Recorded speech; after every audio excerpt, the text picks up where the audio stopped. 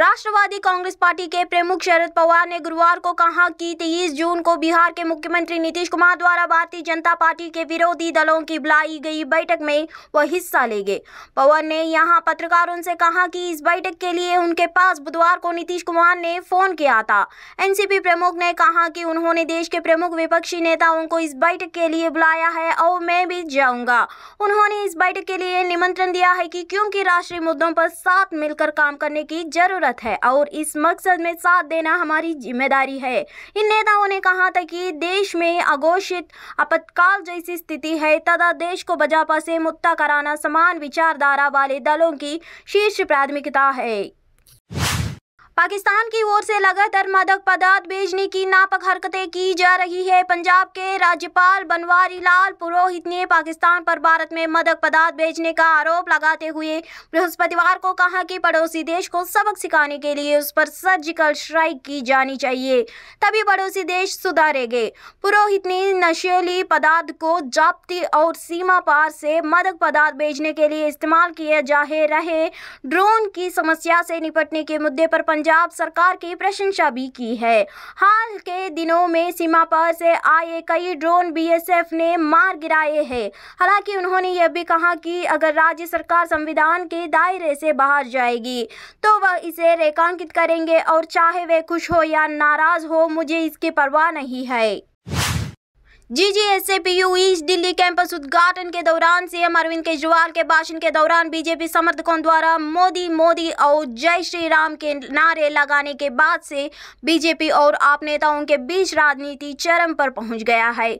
आम आदमी पार्टी ने इस मसले पर पलटवार करते हुए बीजेपी विधायक अनिल बाजपेयी के एक वीडियो पार्टी ट्विटर हैंडल से जारी कर दिल्ली में सनसनी फैला दी है। आपने बीजेपी विधायक अनिल बाजपेयी का यह वीडियो पार्टी के ट्विटर हैंडल पर साझा कर एलजी और भारतीय जनता पार्टी के शीर्ष नेतृत्व को पूरी तरह से एक्सपोज कर दिया है। आम आदमी पार्टी की ओर से जारी वीडियो बीजेपी विधायक अनिल कुमार बाजपेयी की है।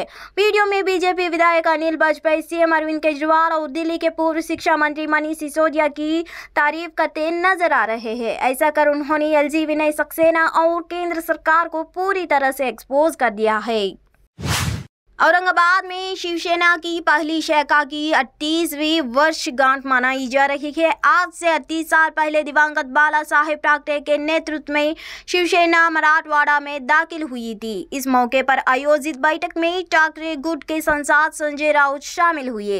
इस मौके पर मौजूद शिवसेना के पदाधिकारियों को संबोधित करते हुए संजय राउत ने कहा, शिवसेना कोई पार्टी नहीं बल्कि एक ज्वलंत विचार है। शिवसेना को आज मराठवाड़ा आए 38 साल हो गए, जबकि राज्य में पार्टी को बने हुए 50 साल से ज्यादा हो गए हैं। सांसद संजय राउत ने कहा कि मुझे लगता है कि इस हाल में सिर्फ पदाधिकारी आए हैं।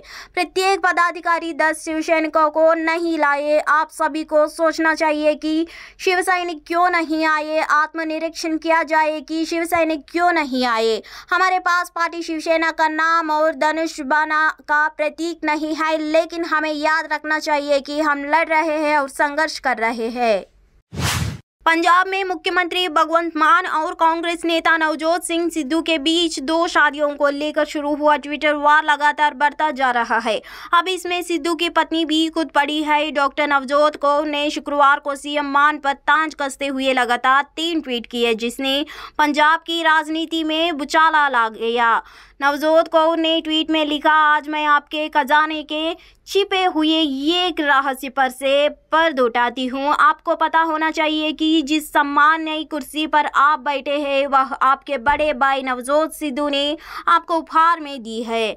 आपके आमने सभी वरिष्ठ नेता ने चाहा था कि नवजोत पंजाब का नेतृत्व करे। केजरीवाल ने हमारे राज्य के लिए उनके जुनून के बारे में जानते हुए विभिन्न चैनलों के माध्यम से पंजाब का नेतृत्व करने के लिए उनसे संपर्क किया, सिर्फ इसलिए कि वह अपनी पार्टी के साथ विश्वासघात नहीं करना चाहते थे और सोचते कि जब पंजाब के उत्थान की रणनीति की बात आती तो 2 मजबूत दिमाग वाले लोग आपस में भिड़ सकते हैं। उन्होंने आपको मौका दिया।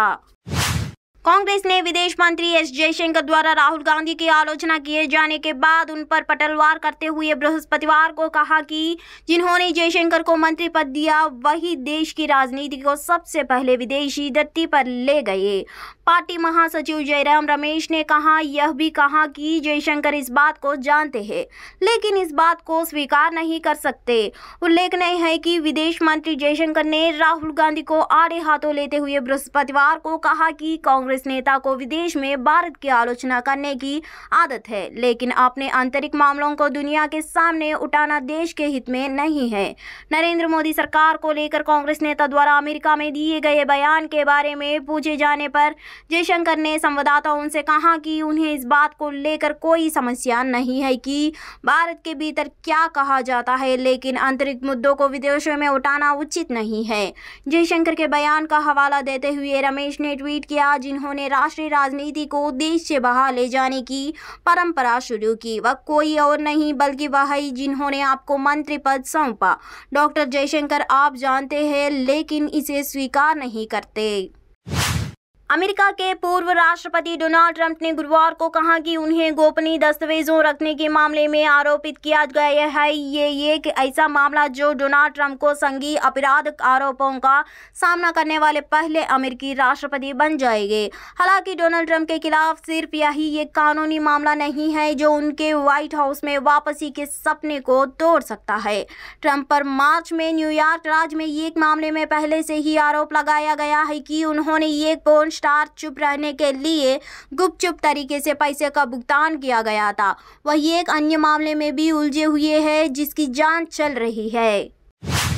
विदेश मंत्री एस जयशंकर ने बृहस्पतिवार को कहा कि भारत सीमा पर अंत की गतिविधियों को बर्दाश्त नहीं करेगा और यह पड़ोस प्रथम नीति के तहत इस्लामाबाद के साथ संबंधों को बेहतर बनाने के लिए आतंकवाद को अनदेखा नहीं करेगा। विदेश मंत्री ने मोदी सरकार से 9 वर्ष पूरे होने पर संवाददाताओं उनसे कहा कि अगर पाकिस्तान संबंधों को आगे बढ़ाना चाहता है तो तब उसे पता है कि क्या करना है। उन्होंने कहा कि भारत ने यह सुनिश्चित किया है कि सीमा पर आतंकवाद को जायज नहीं ठहराया जा सकता है। विदेश मंत्री ने कहा कि हमने लोगों को इसके बारे में समझाने में काफी समय दिया। हमारी समस्या यह थी कि कई तरह की गलत धारणाएं थी और इनसे हमें निपटना था। मैं इसमें कोई कारण नहीं देखता कि जम्मू कश्मीर विकास के लाभ से वंचित हो। पाकिस्तान की ओर से लगातार मादक पदार्थ बेचने की नापाक हरकतें की जा रही है। पंजाब के राज्यपाल बनवारी लाल पुरोहित ने पाकिस्तान पर भारत में मादक पदार्थ बेचने का आरोप लगाते हुए बृहस्पतिवार को कहा कि पड़ोसी देश को सबक सिखाने के लिए उस पर सर्जिकल स्ट्राइक की जानी चाहिए, तभी पड़ोसी देश सुधारेंगे। पुरोहित ने नशीली पदार्थ को जब्ती और सीमा पार से मादक पदार्थ बेचने के लिए इस्तेमाल किए जा रहे ड्रोन की समस्या से निपटने के मुद्दे पर पंजाब सरकार की प्रशंसा भी की है। हाल के दिनों में सीमा पार से आए कई ड्रोन बीएसएफ ने मार गिराए हैं। हालांकि उन्होंने यह भी कहा कि अगर राज्य सरकार संविधान के दायरे से बाहर जाएगी तो वह इसे रेखांकित करेंगे और चाहे वे खुश हो या नाराज हो मुझे इसकी परवाह नहीं है। राष्ट्रवादी कांग्रेस पार्टी के प्रमुख शरद पवार ने गुरुवार को कहा कि 23 जून को बिहार के मुख्यमंत्री नीतीश कुमार द्वारा भारतीय जनता पार्टी के विरोधी दलों की बुलाई गई बैठक में वह हिस्सा लेंगे। पवार ने यहां पत्रकारों से कहा कि इस बैठक के लिए उनके पास बुधवार को नीतीश कुमार ने फोन किया था। एनसीपी प्रमुख ने कहा कि उन्होंने देश के प्रमुख विपक्षी नेताओं को इस बैठक के लिए बुलाया है और मैं भी जाऊंगा।